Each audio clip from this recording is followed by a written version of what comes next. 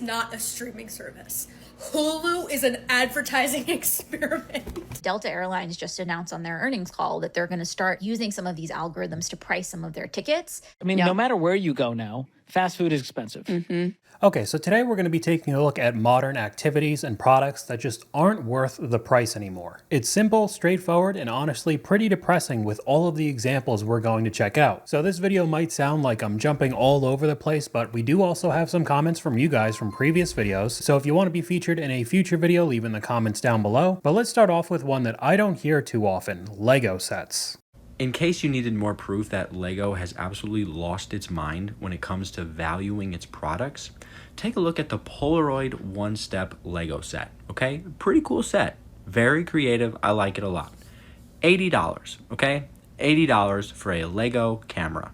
The actual working camera itself that Polaroid sells, that the set is based on, you can get for $80, and normally it sells for $100. So before I say anything, let's look at a couple of the comments. Adults buying Lego ruined it. It's not for kids, but for adults with a lot of money. And Lego is definitely taking advantage of that right now, because honestly, who doesn't love Legos? And the Lego Zelda is $300. You could buy a Switch, Breath of the Wild, and an online 1-month subscription for Ocarina of Time for that price. You'd probably have to end up getting them used off of eBay for that price, because if you're talking about new consoles right now, especially these Switch 2, it will be much more expensive. We'll go over that a little bit later. But again, I'm not trying to hate on Lego. I just think the prices are out of control. I have a couple clips that I've recorded up on screen right now. You can see one of the sets that's a flower piece is $110 without tax, and at least where I live, you're adding 7% on top of that as well. And I don't know about you, it just doesn't look like it's worth $110. Here you can see the house from Hocus Pocus is $230. Then we have the lamp from Pixar. I'm holding it. You could see that it's not really that large, and even this is $70. Again, I think it's a good set. It's a great idea to turn into a Lego, but just the prices, man, are killing me. Another one of the sets from the Nightmare Before Christmas, $200 there. It actually looks even smaller than the Hocus Pocus house. And then this I thought was very interesting. These were a couple of the stands for the helmets of a couple of the characters from Star Wars. If you wanted the Mandalorian, this was $56, but then right next to it, almost the exact same looking helmet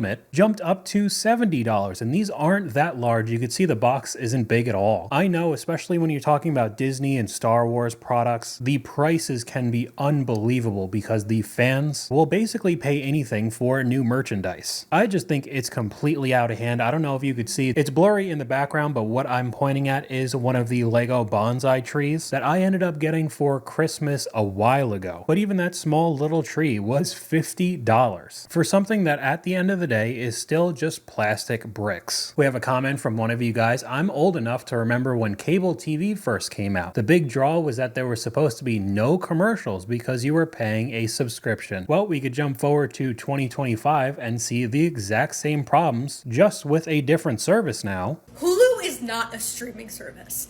Hulu is an advertising experiment. Oh. Why is it that I put on an episode of Family Guy, okay, like the most low-stakes show of all time, but granted really popular. Why would you even have a tier of your service that is available for purchase where you play ads and then play the opening credits and then play ads again? And then like every 5 minutes you play ads to the point where you're cutting off the last couple of seconds of the episode to play 2 minutes of ads just for the credits to roll right after. Some of the comments too, also when you back up and rewatch a part you missed, it replays the ads even though you just watched it. Commercials weren't even this frequent when we watched cable growing up, because that was supposed to be the selling point for these streaming services. Oh, cable TV, that's for old people. TV is dying, commercials are awful, streaming's where it's at. For only $10 a month, you can watch all the stuff that we have ad-free and on your phone, laptop, TV, computer, anywhere. Fast forward to today where you're watching more ads than the actual show. What really makes me angry phrase when they want me to pick a commercial, that's crazy. I remember when Hulu was free with ads and you didn't even need an account. I would definitely understand if there were ads if it was completely free, but now if you don't pay the highest tier 4K Ultra subscription, you're still going to get ads while they're siphoning money out of your bank account every single month. We have a clip up on screen, what has become so expensive it's not worth buying anymore. I'll go first. Concert tickets. We've talked about that previously as well, showing the countless examples of basically nosebleed seats with very popular artists right now, and it'll still be hundreds of dollars. But let's take a look at the comments. Haircuts at a salon, perfume. I've started to buy dupes now. Can't justify spending £100+ on a bottle of perfume. Haircuts and highlights again, $250. The cinema, movie theaters. A day out as a family anywhere is minimum £100 for tickets. Movie theater snacks, plane tickets, we'll talk about in a little bit. Hairdresser again. Going out, going to the pub, going for a meal, the movies. Everything enjoyable is just too much now, and I swear the quality is going downhill while the prices keep going up. And as you could see by the comments we're reading, this is not in the US. This is a UK comment section with basically the exact same problems that we complain about here. Homes, 30-year mortgages, hotel prices, designer fashion, one night at a hotel, Travelodge wants £200, Five Guys like $50 for a couple of takeaway burgers. Yeah, Five Guys is unbelievably expensive. Going to the grocery store in Australia, secondhand stuff. We're also going to talk about that later. Paid £75 for Coldplay VIP in 2012, £120 in 2016, and the same ticket is $650 in 2025. I know it's Ticketmaster's dynamic pricing, but geez, so this kind of stuff is being rolled out everywhere. Hotels in the UK again flew to Malaga instead for a few nights. And we have fast food. Why is McDonald's as expensive as a nice restaurant? And that goes with a comment from you guys right here. The biggest one is restaurants. They've doubled or even tripled prices in 5 years, and they have the gall to throw an iPad in your face and demand a 30% tip. Now they're getting zero from me because I've stopped eating out completely. So we're going to lump in both fast food and restaurants together right now because there are a lot of people talking about it online. I mean, no matter where you go now, fast food is expensive. It's gonna go. You cannot leave a fast food joint for one person without spending at least $6, $7, $8. Yeah. And then fast casual, you're looking at more like 11, 12, 13. You get the guac, that's an extra $2. Right. It can add up, especially if you're getting a drink. I would even say it's more expensive than the numbers he's putting out. We have a little part 2 to this clip. All right, what have you stopped buying because it's gotten so expensive? Oh, this one's too easy. I mean, seriously, these are supposed to be value meals. $14.29, $16.49. For a burger at a fast food place, you're talking about almost $17. If you want to look up examples that are even worse than this, look at any of the fast food pricing in Hawaii. I know everything has to be imported because it's an island in the middle of nowhere, but I still remember a video of somebody recording the KFC prices, and some of the value meals were close to $100. It was unreal. We have another comment from one of you guys. Some campsites are now up to $40 per night in the U.S. National Park System. $40 to sleep in a tent on publicly owned land. That's for non-RV sites, so there's no water, electrical hookup, outhouse style bathrooms, and there's scarcely any staff. There's also a reply to this. In Kentucky, not only do they charge those $40 a night fees, but they make you buy a pass for hiking. They literally charge you $5 a day if you want to walk around and look at the trees. It's really starting to sound like everything will turn into a fee. But we'll dive a little bit deeper into one of the previous comments talking about plane tickets, and also adding in that dynamic pricing with artificial intelligence. Delta Airlines just announced on their earnings call that they're going to start using some of these algorithms to price some of their tickets. And so imagine a world in which you have a death in the family, you have to go home for a funeral, and they know that through scraping your email that is, announcing when the service is going to be.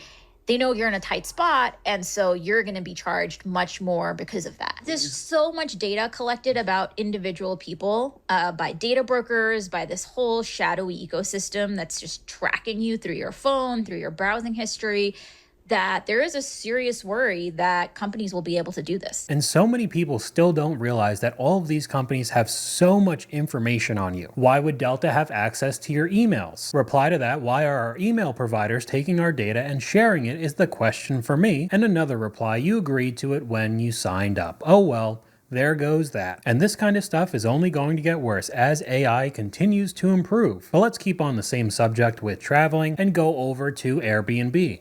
I'm done with Airbnbs. They're so expensive and they have so many rules. And so I book an Airbnb. Check-in time isn't until 5 p.m. And then there's a late fee if I check in after 8 p.m. And then there's not even self-check-in. So then I have to meet the host for them to give me a keys and to make small talk with me after I've been traveling all day long. And then they remind me to shut off the air conditioning when I go out. So when I come back, it's sweltering hot in the apartment. And then they give me a laundry list of cleaning items to do before I leave. Like, baby, what is that $150 cleaning fee for? And then you give me a 10 a.m. checkout time. Like, I can't even make my coffee in that time. Can I at least brush my teeth? We went over this more in depth on my main channel, but here's some of the comments. I just do hotels now. I'm done with Airbnb. Yeah, they became trash. I don't get why I have to clean if I'm paying a fee. And we have another clip of the recent prices for Disney World. You knew it had to be in here. This is only for a single day just to be able to walk in the park. Here we are at Disney World here in Florida, and the one-day ticket prices for this week actually went down $5. At the Magic Kingdom, ages 10 plus, $179, ages 3 to 9, $174, and then we got Epcot at $169, $164, Disney's Hollywood Studios, $174, $169, and the best deal is Disney's Animal Kingdom at $154, $149.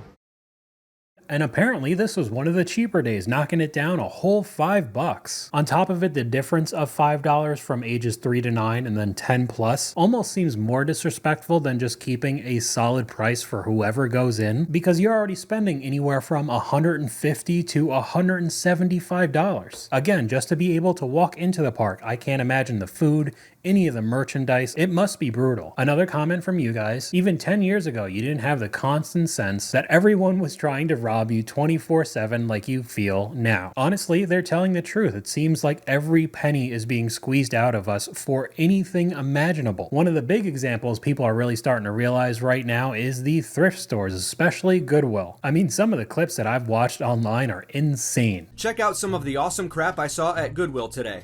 Like this unsealed bottle of laxative for $3.99. Or an open package of floss sticks. This bottle of lotion is almost half full and it's $3.99. This Michael Bolton CD comes in a fancy plastic bag instead of some tacky jewel case. Here's a French press that may have some rust issues, but it comes with some old coffee grounds. Do you guys give up, or are you thirsty for more? This bar of Yardley soap is $3.99. They charge 99 cents for these at my local supermarket. This reusable Glad tote is $4.99, and for some reason it says best if used by October of 2006. Weird. This is not a one-off video. This specific creator has an entire series on his channel. There are so many different examples of just embarrassing stuff like that. My personal favorite is when the original price tag is still on it. It costs less than what they're reselling it for, when they also got all of this stuff for free. These videos make me think Goodwill is run by AI, not the open, broken lotion costing more than a Michael Bolton CD. Some of the worst deals I've seen. I mean, a lot of it should have just been thrown in the trash.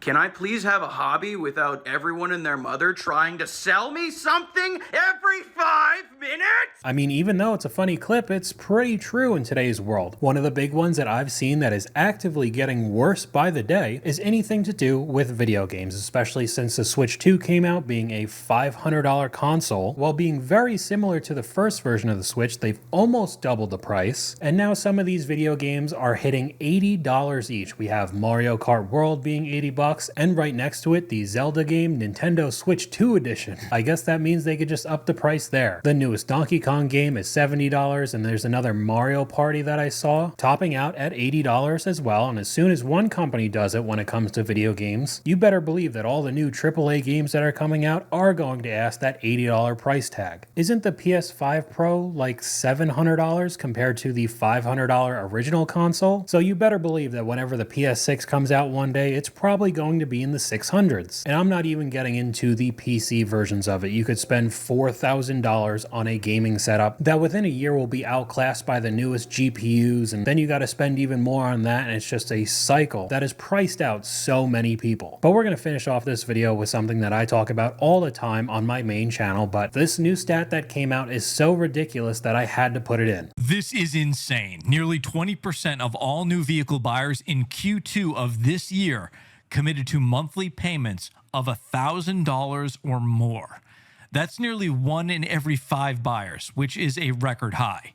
We also saw more extended loan terms in the second quarter of this year, with 22.4% of new vehicle loans being stretched for 84 months or longer, which is also a record high. So are brand new vehicles really worth the $1,000 a month for 84 months? I personally don't think so. I mean, I could keep going on as well. Home prices we could add on to this. And this kind of problem really doesn't show any signs of stopping. But that's all I got for you guys today. Let me know what you guys think in the comments down below. YouTube thinks you'll like this video popping up on screen right now. But hopefully you guys enjoyed this video. If you did, please leave a like, and I'll talk to you guys later.